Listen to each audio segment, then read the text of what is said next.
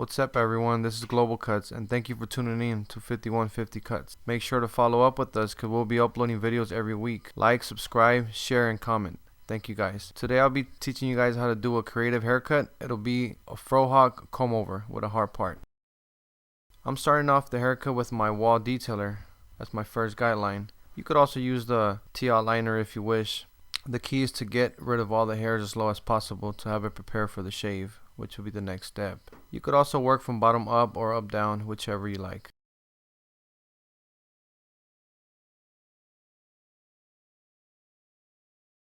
So here I'm using the WAHL shaver, which is my personal favorite to use. I like the fact that it leaves it real smooth and you go against the grain whichever angle without irritation.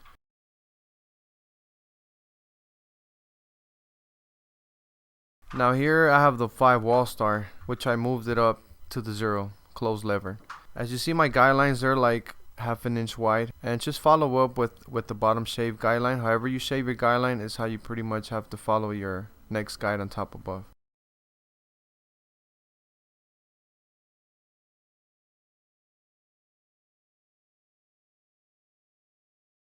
Here I'm using my lever open or the half, creating another guideline about ½ an inch wide. You see how I try to keep the sides by the temple area a little bit dark?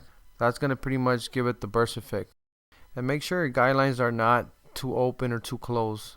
You got to make sure you have enough space to create the nice blend so you won't create too much heavy shadows. So make sure you try to follow up as you see my guidelines. So right here I'm using the 1 level open or a 1.5. Again, I'm repeating the same process as before, about ½ an inch open. I'm not creating any blends right now, I'm just creating a guideline. So make sure you don't try to do a blend yet. And on my model, this is the right side. This is where the hair is going to fall from the comb over. So you have to make sure you don't go too high and make sure that you use a little bit of comb over clipper, which we'll show you in the next step.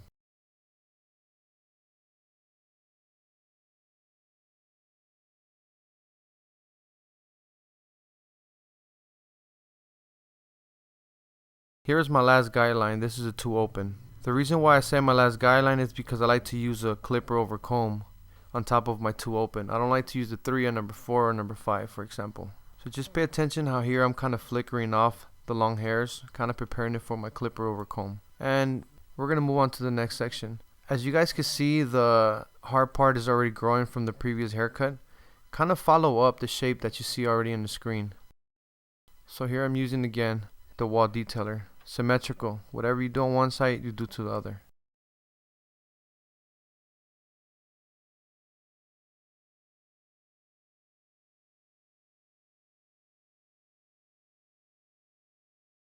Get rid of every excessive hair, very clean, and again use my WAHL shaver.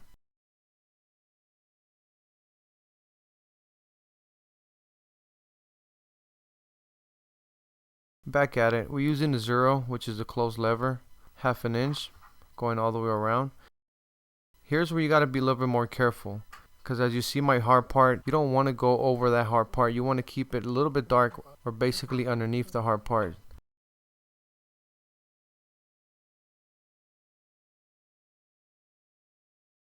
Also on this angle, you kind of get a better view of the backside of the frohawk. You don't want to take too much off. You want to leave enough where it looks dark and full. I've seen frohawks where they really look too skinny or a little, a little off, too thick, too thin. This is my personal way of doing them. So if you guys like what I'm doing, just follow up with me. Make sure you don't want to leave hairs overlapping in the back area. Here's the little technique that I use to make sure my clippers are not too sharp. Now here's where I begin to find the center of the nape area where I'll begin my frohawk, the V in the back. Make sure it's leveled out, centered. I choose to use like a small comb after I use my detailers just so there be no extra hairs overlapping your line. Be very careful, make sure your model does not move or talk during this section because you have to be really precise and detailed. Sorry about my buddy in the back, he's over there disturbing my barbers. Okay. So we move on to the right side. Try to use a mirror if possible when it comes to this part of the haircut. Okay, if you guys can see it now. Again, I'm not going to touch the center or the bottom of the V because I want it to be dark, full.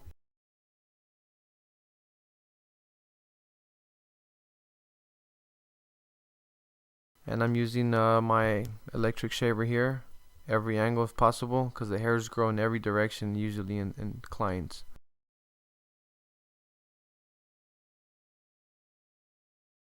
Here's a little technique that I like to use. I grab a good hold strong gel to separate my part, to create the part. Once I move my long hairs out the way, I begin to pretty much part it. Because I've seen people do parts, and once they start cutting some of the long hairs and then create the part, when the hair is dry, it looks like there's two parts or it's too thick. So I never like to touch none of the long hairs over my part.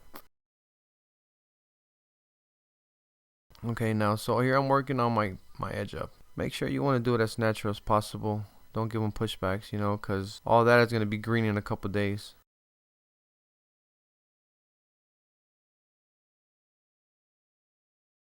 You see how I use my left palm to move the long hairs out the way? That's kind of important technique too. You don't ever want to touch those long hairs from the comb work. So here I'm using what I call a 2 short. It's a metal guard number 2. That one, whether it's open or closed lever, it blends right into my plastic guard number 2. It's very good for detailing.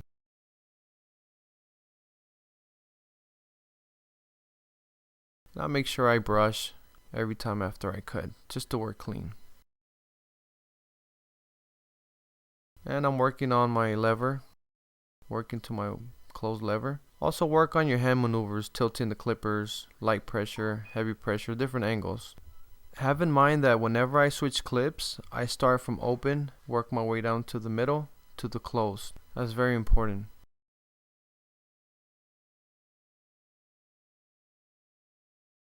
Here I'm showing you guys that I have the one open. Again, look at my maneuvers, how I tilt the clippers or put it flat to the scalp. Those are all techniques barbers need to know. And I begin to close it, work my way down to the middle lever. That way I make sure I be very detailed with my blending work. And eventually I'm gonna end it with the closed lever before I move on to my next clip. Visualize an imaginary guideline that you will not have to pass it, because if you do, you're gonna create another guideline. So be very careful how high you go every time you switch clips. And just a few other tips. The lighting is very important. No matter where you work at, whether it's in your garage or in a mom and pop shop or a high-end shop, whatever it is, you got to make sure the lighting is really good in order for you to see results. And have a mirror. So now I'll move on to my half clip, which is the gray clip. I also seen it like in I believe a green color clip, but this one's really good for detail. You use it after the one. Start open to the middle and then close. This one will really make a big difference. So a little bit about the gray clip. You know how we have the number 1 clip and then we have the no guard open? Well, this is where this one comes in handy. It's pretty much in between the 1 and the no clip. So if you want to get that great detail, make sure you get yourself a half clip. That's when it comes in handy.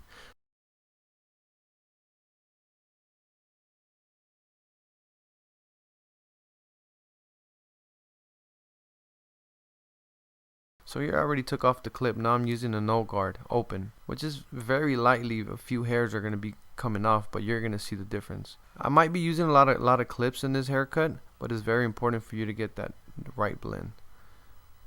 And whenever it comes to the no guard, also here's a tip: be careful on the guards that you guys use on the clippers. Some of them are really sharp that could yank pores or be too rough on the customers. I like to use the original guard from the WAHL detailer, from the gray one. That's the one I use because that one does not bite or is not too rough. And I'm moving on for one of the final touches, which is erasing my last guideline from the shave.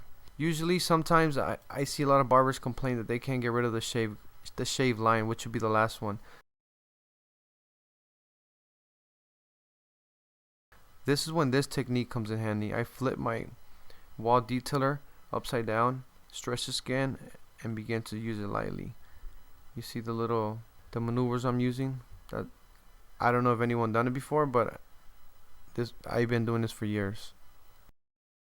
After spraying some water, I'm ready to begin my shave. So here I'm using the Busko the Barber razor, which you could purchase at timelessproducts.com. One of my personal favorites. I like to always keep my comb on my left hand for any brushing. Okay, so here I'm using a 45-degree angle. very light and quick maneuvers for my shaving. So whenever I use the comb, it's pretty much removing the hairs that I just shaved. Again, try to keep a natural line, not too thick. These little touches I'm using here are the ones that my electric shaver couldn't really reach. And I'm using a backhand stroke on this angle here. As we move on to the other side, we gotta remember everything has to be symmetrical. So if I were to tell you the guidelines that I use, it would be my shave, my 0, my half, 1 open, and 2 open. On top of my 2 open is going to be comb work. That's the only difference, because this is where the hair falls in. For those of you trying this technique, working with guidelines, I suggest you guys write it down on a piece of paper and basically be very detailed as far as after the guidelines, what numbers to use and how to use it. Because it might be a little confusing at first, because I do teach barbering, and I always make sure my students write down everything I do, because you will have to go over the paperwork and see it. So if you go over a quick review, again, we're going to do shave, 0, half, 1 open, 2 open, comb work. And in between those, for working from up to bottom, we're going to start with the 2 and then work our way to the 2 short, which would be the low number, the middle number 2, I'm sorry.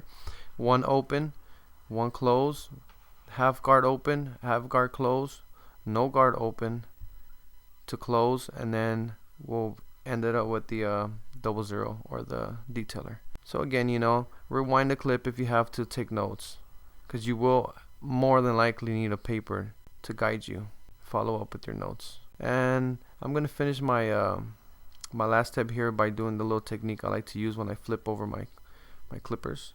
And stretch the skin, don't forget.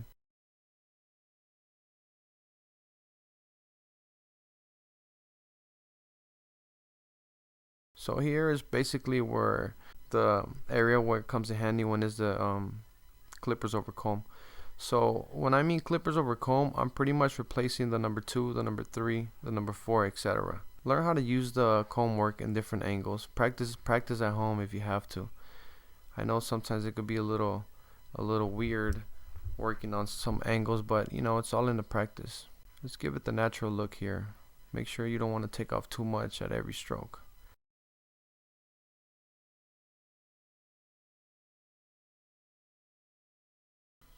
Notice how my comb work angles seem to always seem different in every stroke.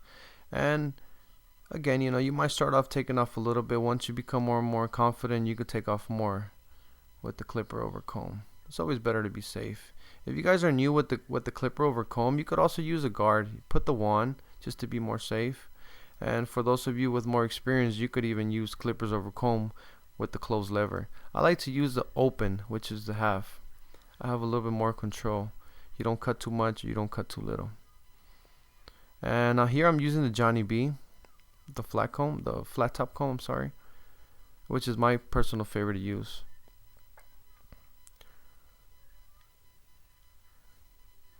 So some areas might seem a little bit difficult. Just take your time, do small strokes if you have to. And here I'm applying the gel.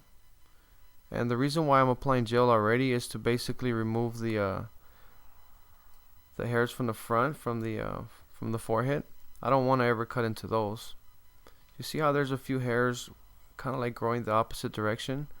Well, that's the reason why we put gel and separate them, so it will look more natural.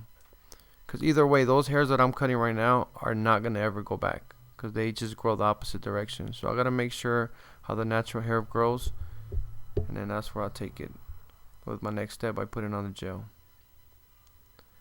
Those are all baby hairs right there that I'm cutting. So again, make sure you use the mirror as you do your line work. The mirror is your best friend. Work with it. It will not lie to you. Sometimes, you know, I've done haircuts where I didn't use the mirror, and then I'm done with the customer. I show the mirror and I need to go back to it, because the mirror will tell you everything. Mirror and pictures. That's where you'll really see every little detail.